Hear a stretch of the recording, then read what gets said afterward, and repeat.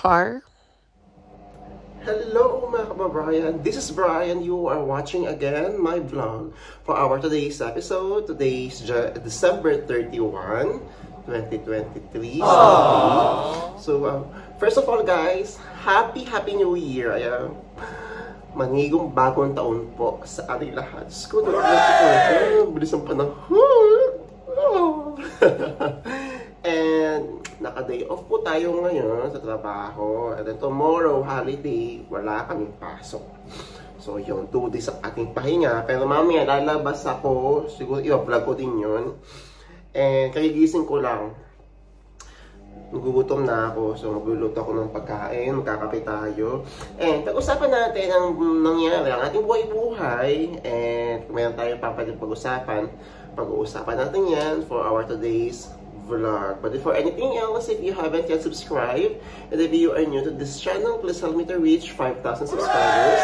And thank you so much sa mga hindi po nag-skip ng ads, sa mga patuloy na nagsusubscribe, at syempre sa naging part po ng ating 2023 journey dito sa YouTube. Actually, this is our first year nagbablog tayo. So maraming salamat po talaga sa mga patuloy na sumusuporta sa kung ano man na-accomplish natin, sa ano man na-achieve natin or na-achieve natin this year. So huwag natin patagalin pa. So let's start.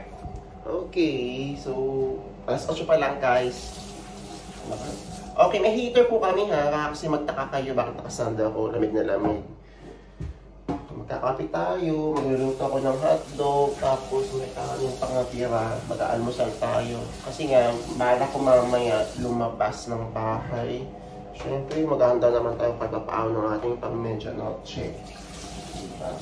Hindi ko lang din sure kung makakapunta ba ako ng Old Town. Kasi kung napunta sa lubong ng New Year, alas 12 kasi, wala nang bus ng 12 midnight. Baka mahirapan ako makauwi. Ako na mahihirapan. So, thank you para sa mga nag-i-invite kong mga kabayan dyan sa Old Town. Na dyan ako mag-New Year. Pagtitingnan ko talaga, ang hirap magbiyahe, mahirap. Baka di ako makauwi. So, magkakape tayo ngayon.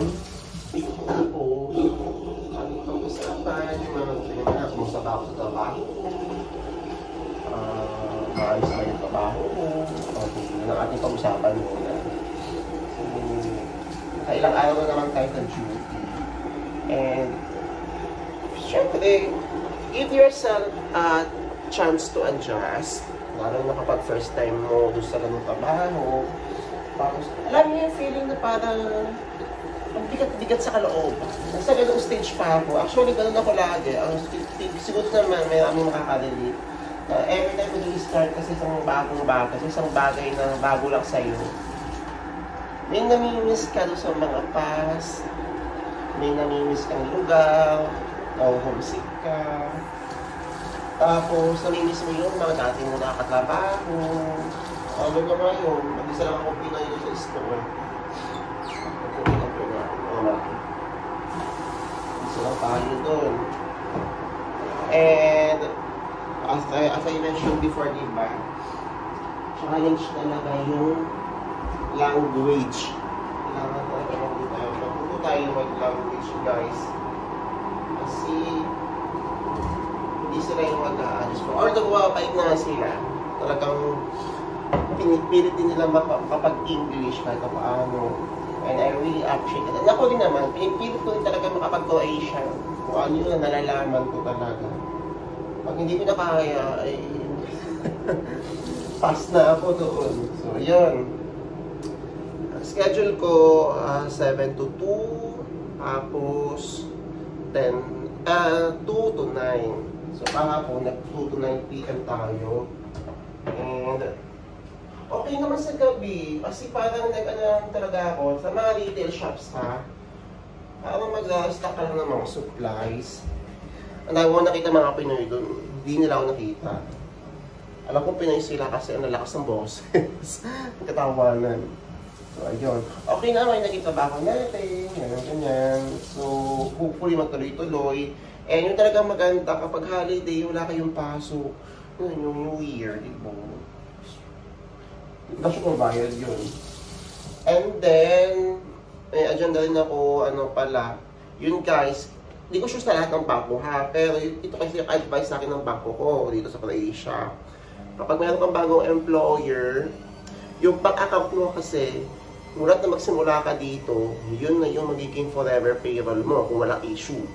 So ngayon, kung meron kayong bagong employer, make sure na mag-request kayo ng copy ng contract or ng working permit sa employer ninyo, sa bagong employer ninyo, and then, pumunta kayo ng inyong bangko para i-update.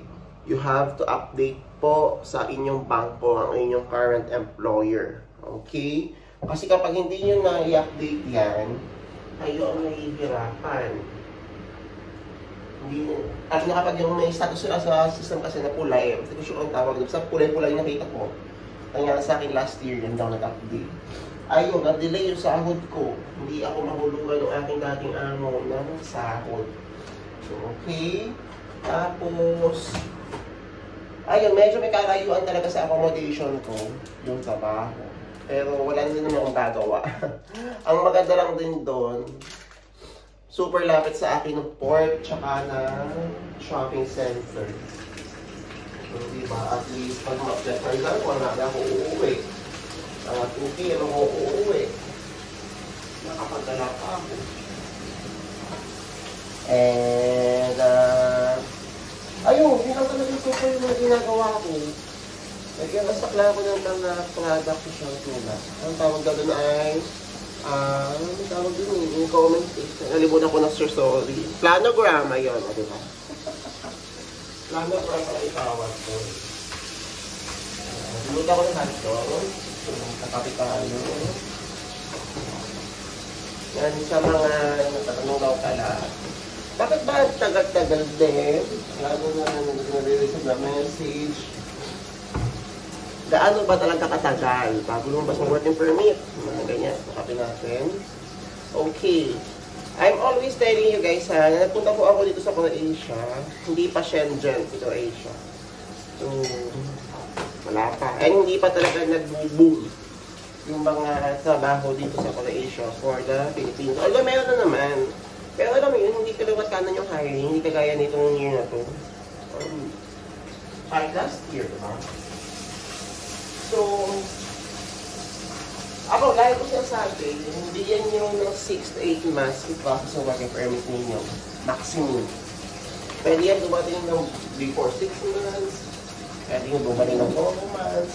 Ako kasi, 2 months sila, nakaalis na ako. So, hindi pa kasi siyempre si Croatia. At the same time, hindi pa ang currency, yan. Kung naka yung currency nun eh. Tapos, wala. Nag-apply ako before na mag-visa ako sa embassy sa Qatar. Siguro sa 15 lang kami. 15 lang kami nag-apply ng visa.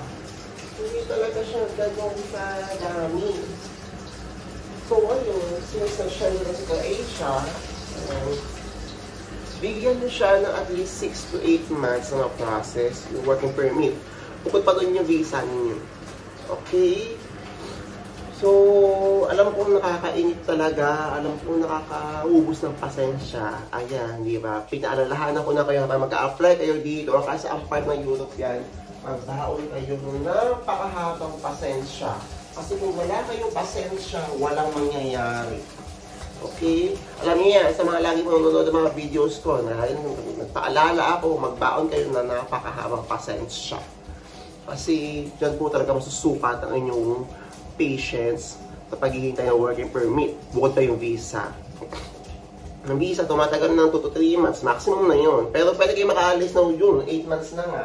Para nyo, dumating ng 6 months ang inyong working permit. Tapos 2 months ng visa. Alam ko, nakaka-frustrate talaga. Nakakaiyamot namin sa mag-antay. Tapos, wala rin namang magagawa guys sa agency. Hindi nila kayang i-update or i-track ang inyong mga application sa working permit sa system. Sa pulis lang talaga makakaalam yan ang yung employer ninyo. And remember guys, lalo na kung kayo seasonal. And then yung pagiging trabaho ninyo, yung pagkakawabuan nyo dito ay seasonal dyan. Seasonal din, duration. Remember, nakabakasyon ngayon ng mga employer. So, ang mga yan in-update, nagpasa lang naman ngayon ng mga requirements sa police and Inshallah, pag kinontak sila, o pag kumontak sila, andun na. Hindi na sila time to time nakakapunta ng police para i-update ang inyong mga working permit. Diba? So, hintay-hintay talaga. Ayan, ito na ating hotdog. Tapos, hindi kaya ni agency i-follow up ang status ng inyong mga working permit. Lagi ko sasabi, ibigay nyo yung 6 months. Ibigay nyo yung 6 months na pag-aantay ng inyong working permit. Bago, bukod pa yung 2 months na maghihintay kayo sa visa. Ha? Huwag kayo mag-alala. Para sa inyo yan. And i-enjoy nyo na muna talaga. Like for example, nasa Pilipinas kayo, i-enjoy nyo lang. Nasa Pilipinas pa kayo. Kaya, kasi pagdating nyo dito, summer. Alam na sa contract nyo, diba? Summer. Pakbakan ang trabaho dito pag summer. Ha? I-enjoy nyo lang. Ayan, kakain na tayo. At medyo masakit-sakit din ang ulo ko. Alam nyo, seryoso guys, walang halong kineme. Ever since nasa Pilipinas pa ako, pag mga ganitong panahon, since high school yata ako, no? Pasko, bagong taon, bagong mga bisperas, mga ganyan. Mas mapakiramdam ko talaga. Kanina nag-check ako sa memo sa Facebook, ganun din. Ganitong panahon may sakit ako. Hindi ko alam kung bakit ba ganun. Bakit kaya? Panata ko ba yun? Every ganito petsa, meron akong mararamdaman hindi maganda sa katawan ko. So anyways, ayun, nakakain tayo. Kapi lang naman ito. Siguro hot silog. Ganyan naman. So ayun, hintayin kayo lang kayo ng mga papel ninyo guys. Tapos, lalabas din yan. And i-enjoy nyo lang na, i-focus nyo muna yung palisan nyo ngayon sa bagong taon. Bagong taon muna tayo sa Pilipinas. I-enjoy lang natin ng bagong taon. Ayan, sa mga nagpa-fly na dito, ayan. Congratulations. Sa mga nag-message sa akin, nandito na sa Croatia. Ang ganda na pasok din ng bagong taon din naman sa Europa kayo maging New Year. Ayan, sa mga naghihintay, i-enjoy lang natin na tayo ay makakapagbagong taon sa Pilipinas. So yun lang. I hope na nakapag-share na naman tayo ng ating buhay. Ayan. Don't worry guys. I will upload naman time to time hanggat kaya ko. Hanggat di tayo pagod sa ating trabaho. Sa mga ganap dito, sa buhay, sa Croatia. And ayun. Kasama na dito yung mga madedeploy galing ng Middle East. Ganoon na din. Ha, mag-antay-antay lang kayo ng working permit. Tsaka ng visa talaga. Kung visa na lang hinihintay ninyo. Hintay lang. Lalo na sa mga nagwe-wait ng 2 months ng visa. Wala pala yung visa nila. Hintayin nyo na lang yan. Lalabas na rin yan. Okay? Hindi yan matay-tengka. Hindi yan madedenay. Huwag yung isipin yun. Kasi kung deny yan, dapat matagal nakalabas na yung visa ninyo. Not unless paso na talaga yung working permit ninyo, diba? Pero kung maaga pa naman, tapos lumabas na agad yung visa ninyo, tapos tumas na kayo naghihintay, huwag kayo mag-alala. Approve yan. Okay? Ayan, kakanin tayo. Konti lang kakainin ko. Mamaya lalabas ako. Mamimil tayo kung konti panghantaman lang dito sa lamesa. Wala naman kasi kami handa. So, ayun. Mamaya tayo kung i-vlog yan. Ha? Tapos daan na rin ako sa Old Town siguro. Gawa ng... hindi nga ako makakapag New Year sa lubong doon kasi baka di ako makauwi. Mahirap. Okay guys, happy New Year po sa lahat ng mga kababayan, sa lahat ng mga kabayan na nanonood po ng video na ito. Maligaya at manigong bagong taon po sa ating lahat. Ipinagdarasal ko sa 2024, dumating na yung mga pinakahinihintay, mapuntahan nyo na yung mga gusto nyo puntahan, at the same time magkaroon tayo ng peace of mind, lakas ng pangangatawan, at syempre maayos na palad sa pera. Ayun, good health lang din. Focus na tayo sa ating health guys this 2024. And maraming salamat and congratulations na kaagad sa mga maa-achieve mo. Yan, ikaw na nanonood sa 2024. Masayang-masaya ako sa mga magiging achievements mo. Masayang-masaya ako sa lahat ng mga mararating mo, sa mga travel goals mo this 2024. I am so excited na makita yung progress ng buhay mo. Wow! Motivational speaker! So, Happy New Year po mula po sa akin dito sa Croatia. Nagpapaabot po ako ng tulong. Charot! Maraming salamat po talaga. And, yun, sobra akong masaya sa mga nag-update talaga sa akin. And sobra ako na-excite sa mga pwede nyo pang maging opportunity, sa mga opportunities na pwedeng dumating ninyo. Sa inyo, nauutan na ako this 2024. So yun lang guys, I hope na short vlog lang to and I hope nagkaroon kayo ng idea, I hope nakapagbigay ako ng payo sa mga kababayan natin na naghihintay and sa mga, ayun, sa nagibuhay ko lang recently, yun yung palad ko, tuyong-tuyo, magaspang talaga. Kaya nagpapahid ako ng petroleum jelly. Gawa siguro to sa carton, kasi ang carton nila, diba ma'am, magabok or ano, ganun. So ayun, anyways, ayan, thank you so much for watching. If you have any more questions or suggestions, just comment nyo lang and I will answer that for you. Okay, and sa mga tatanong pala kung mga legit pa itong mga agencies na to, sa mga nasa Dubai. Again guys, I'm always advising po, hindi ko naman kabisado lahat din ang mga agency, kung legit ba o hindi. Alamin nyo lang po kung may mga napaalis na ba talaga. And kung yung mga napaalis ba nila ay legit na tao. Ngayon, if ang alibay po nila ay hindi po kasi namin pwede i-post yung mga pictures po na paalis namin for their security purposes, magtaka kayo noon. Okay?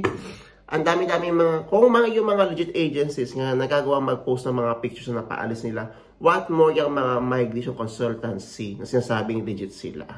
Diba? Alamin nyo kung bakit o kung may napalis pa talaga. Kapag ano yung reason nila, medyo ano tayo doon, mag-isip-isip muna kayo ng konti. Kasi bukod sa mahal, napakamahal ng processing fee, ay baka, wag naman sana. Okay, maging matalino po tayo sa 2024. Huwag tayong kapaloko. Okay, so yun lang guys, and I will see you on my next vlog. Ciao! Anong magagawa? Laging natin